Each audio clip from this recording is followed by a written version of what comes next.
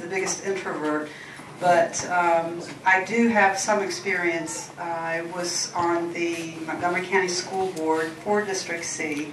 I think it was 1999, my memory fails a little bit, but through December 2005.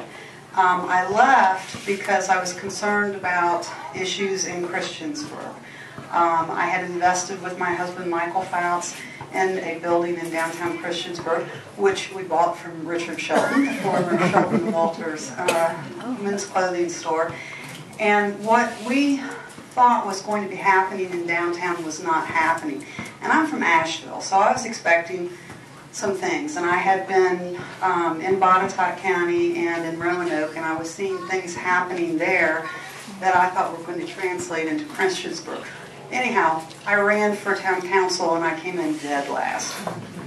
But I did still attend each and every meeting. And myself with Terry Ellen and we can even say Sam, some others, we stirred things up and we started some change. I just closed West Main Coffee Depot, 10-year run of a small business that we started after renovating that building. And Michael and I were just ready to do some different things. Mike Miller approached me and said, I'd like to talk to you about the possibility of my running for office. And he was speaking of himself. So I met with him, and then there were some other things that came up in the press on the Board of Supervisors, and I just got irritated again that Gary Creed didn't play well. So I haven't really done more than research about the last 3 years of votes.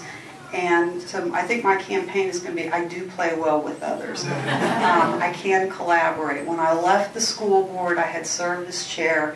That was 2005. We were in a position to have the old Blacksburg Middle School surplus. And it's what year and where are we? And I think it's time that we get people together and work together for the better of the community.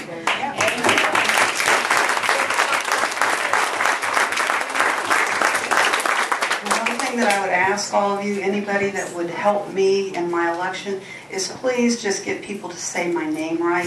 T-A-C-Y, Tacy. Thank you.